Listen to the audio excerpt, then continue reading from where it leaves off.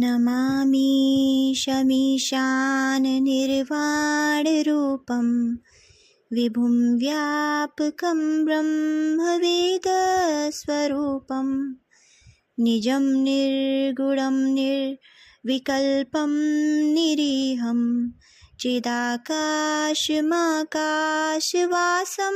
भजेऽहम्।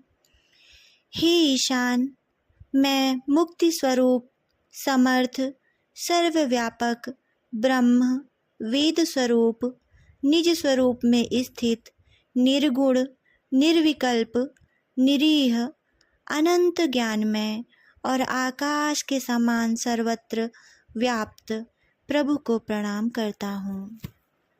ओम नमः शिवाय।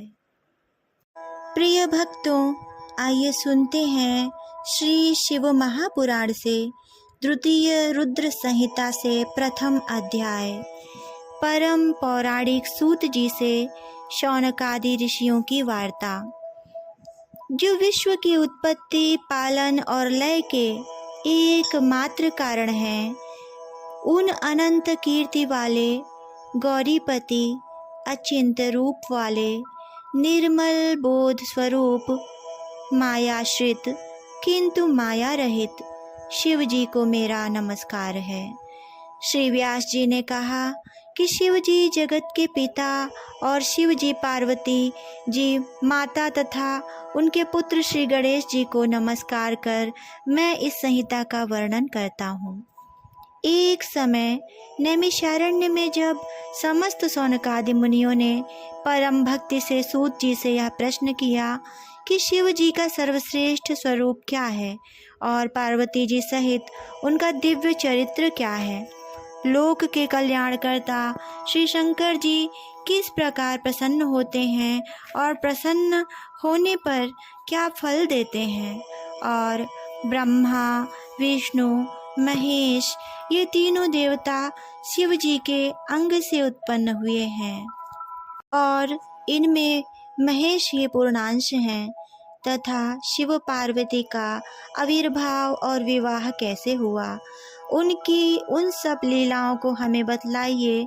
तो परम पौराणिक सूत जी बोले, हे मुनीश्वरों, इस उत्तम प्रश्न के लिए आप लोगों को धन्यवाद है, क्योंकि आप सत्य शिवनिष्ठों ने शिव जी की कथा संबंधी 3 बड़े ही उत्तम प्रश्न किए हैं, जो सुनने वालों को गंगा जल की भांति पवित्र करने वाले हैं। आपके प्रश्न के अनुसार शिव जी के चरित्र को यत्नपूर्वक मैं अपनी बुद्धि के अनुसार कहता हूँ। आप लोग आदर सहित सुनिए। जैसा प्रश्न आपने किया है, ऐसा ही शिव जी से प्रेरित हुए श्री नारद जी ने अपने पिता ब्रह्मा जी से यही प्रश्न पूछा था। तब शिव भक्त ब्रह्मा जी ने प्रसन्न हो अपने पुत्र नारद जी को हर्षित करते हुए शिव जी का यश वर्णन किया था। श्री व्यास जी कहते हैं कि जब सूत जी ने ऐसा कहा तो उनके इस वाक्य को सुनकर वे सब ब्राह्मण कौतूहल सहित उस संवाद को इस प्रकार पूछने लगे कि हे सूत जी, हे महाभाग, हे शिव भक्तों में उत्तम बुद्धि वाले, यह ब्रह्मा जी और नारद जी का संवाद कब हुआ था कि जिसमें भव बंधन से छुड़ाने वाली भगवान शिव की लीला वर्णित है। हे तात, उनके प्रश्न के अनुसार ही हमें वह सब प्रेम से सुनाइए। इति श्री शिव महापुराण द्वितीय रुद्र संहिता का प्रथम अध्याय पूर्ण हुआ। प्रिय भक्तों, आइए सुनते हैं द्वितीय अध्याय, शिव जी की काम विजय। श्री सूत जी बोले, हे विप्रों, एक समय श्री नारद जी तप करने की इच्छा से हिमालय पर्वत की एक अत्यंत सुंदर गुफा में गए, जहाँ देव नदी गंगा जी बड़े वेग से बह रही थीं। वहाँ रहकर मुनि श्रेष्ठ नारद जी ने बहुत काल तक तप किया, और जिसमें उन्होंने मौन होकर अहम ब्रह्म को समाधिस्थ होकर ब्रह्म साक्षात्कार करने वाले विधान को प्राप्त किया। उनके उस तप से इंद्र कंपित हो गए और विघ्न उपस्थित करने के काम का स्मरण किया।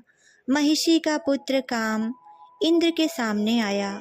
स्वार्थ में कुटिल बुद्धि इंद्र ने कहा, हे महावीर, मेरे बड़े मित्र काम, तुम तो सर्वदा ही मेरा हित करने वाले हो, इस समय मेरी सहायता करो।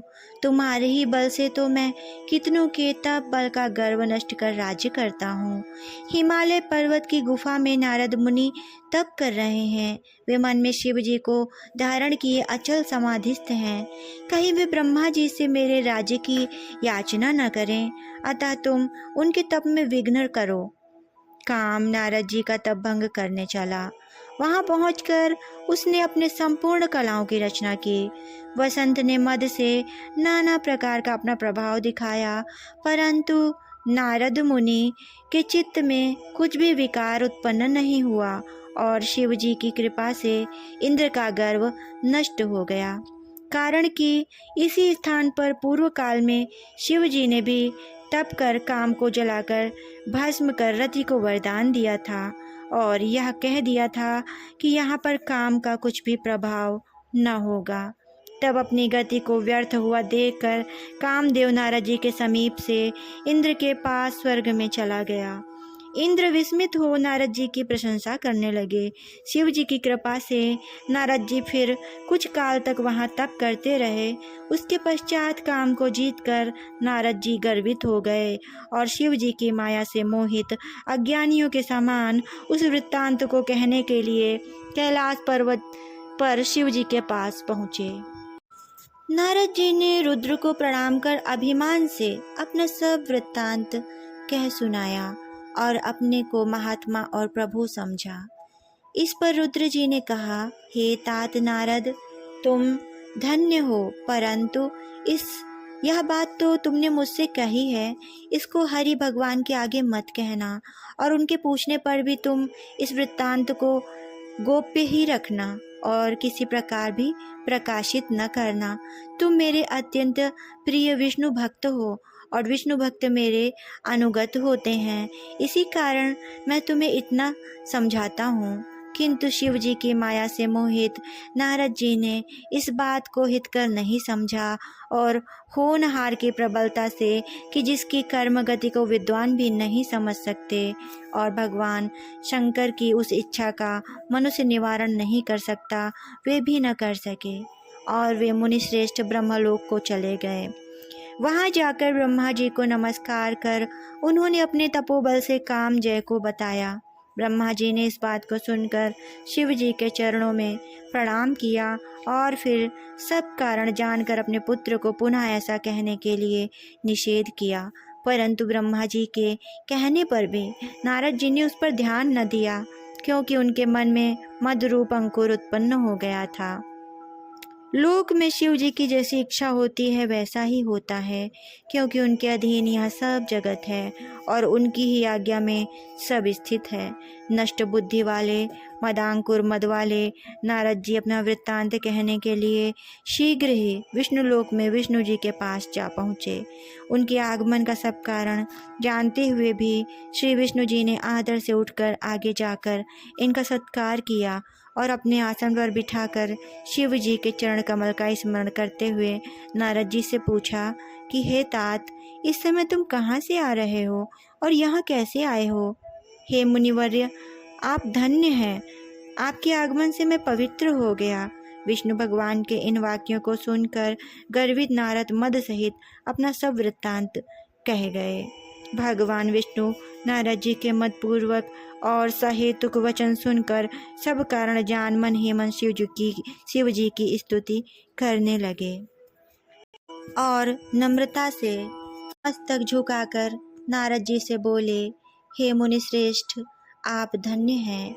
हे मुने, काम मोहादिक तो उनको सताते हैं कि जिनके हृदय में तीनों देवताओं की भक्ति नहीं है, परंतु आप तो नैष्ठिक ब्रह्मचारी और सर्वदा ज्ञान वैराग्य वाले हैं, फिर आपको काम विकार कैसे हो सकता है? आप तो जन्म से ही विकार रहित और सुंदर बुद्धि वाले हैं। मुनि श्रेष्ठ नारद ने भगवान के इन वचनों को सुनकर हृदय से उन्हें नमस्कार किया और हंसकर भगवान से बोले, हे स्वामिन, यह सब आपकी ही कृपा है। ऐसा कहकर हरि को प्रणाम कर इच्छानुसार स्थान को चले गए।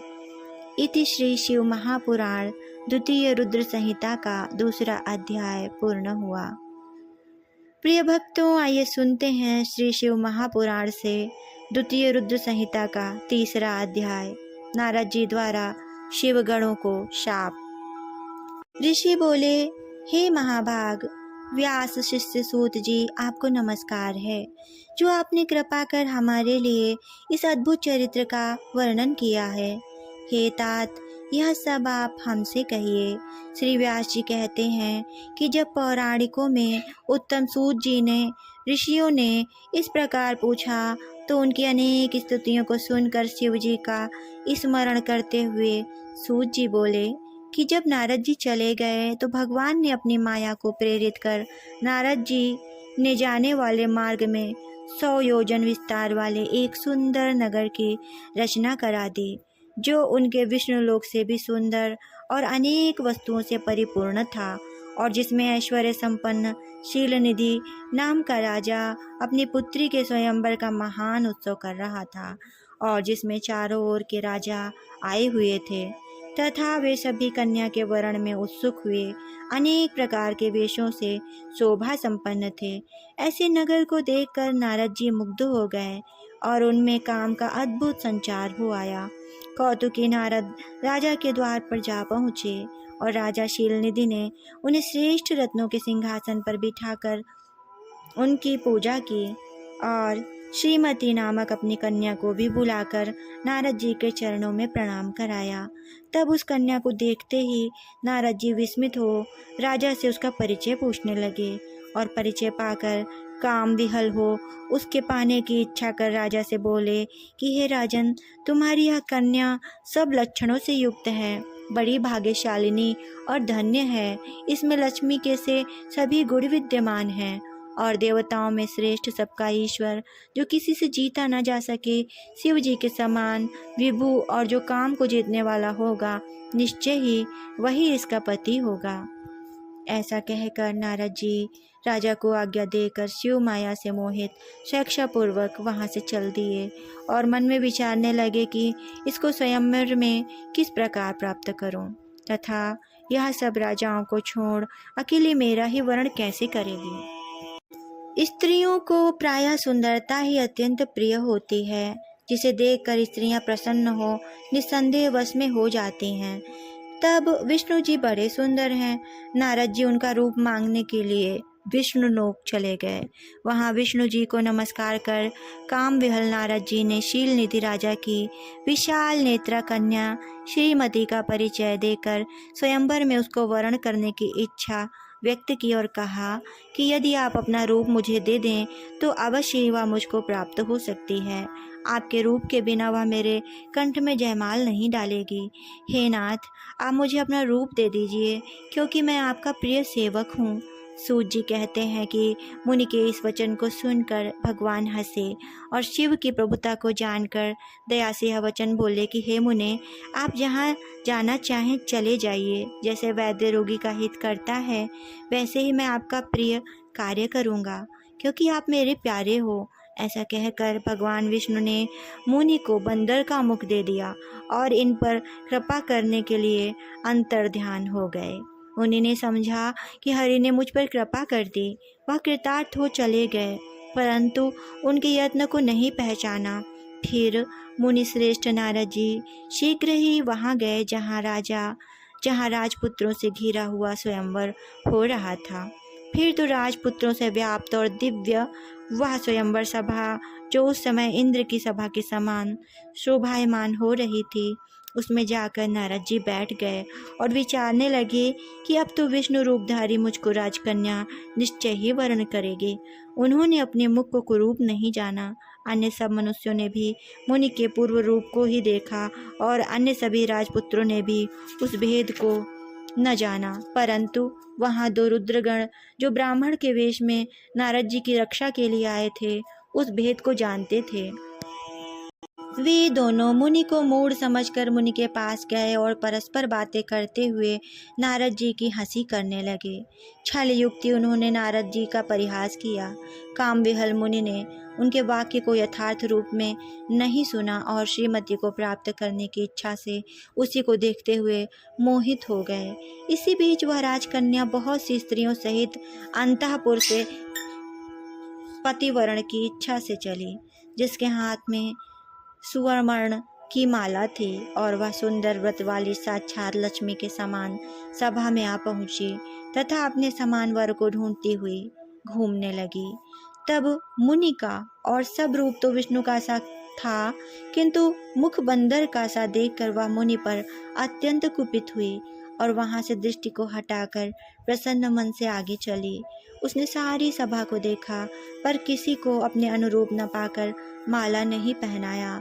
इसी समय राजा जैसा स्वरूप धारण किए श्री विष्णु जी वहां आए, जिन्हें राजकन्या के सिवा किसी ने नहीं देखा। भगवान को देखते ही कन्या का मुख कमल प्रसन्न हो उठा और वर चाहने वाली उसने भगवान के गले में माला पहना दिया। राजा रूपधारी प्रभु विष्णु उसको लेकर शीघ्र ही अंतर्ध्यान हो गए और अपने स्थान को चले गए। अन्य राजकुमार श्रीमती को न पाकर निराश हो गए तथा नारद जी तो काम से और भी विहल हो गए। तब उन दोनों रुद्रगणों ने काम विहल नारद जी से कहा कि आप तो व्यर्थ ही काम मोहित हो उस कन्या की चाह करते हैं। पहले अपना मुख तो देखिए कि जो बंदर के समान बना हुआ है। सूत जी कहते हैं कि उनके वाक्य सुनकर नारद जी ने आश्चर्य किया और शिव जी की माया से मोहित उन मुनि ने अपना मुख जल में जाकर देखा तो वह अत्यंत क्रुद्ध हो उन्होंने दोनों गणों को शाप दे दिया और कहा कि तुमने मुझ ब्राह्मण की हंसी की है, अतः राक्षस हो जाओ। शिव जी के गण उनके शाप को सुनकर और मुनि को मोहित हुआ जानकर कुछ भी न बोले और शिव जी की स्तुति करते हुए अपने स्थान को चले गए। यह सब शिव जी की इच्छा थी। इति श्री शिव महापुराण द्वितीय रुद्र संहिता का 3रा अध्याय पूर्ण हुआ। ओम नमः शिवाय।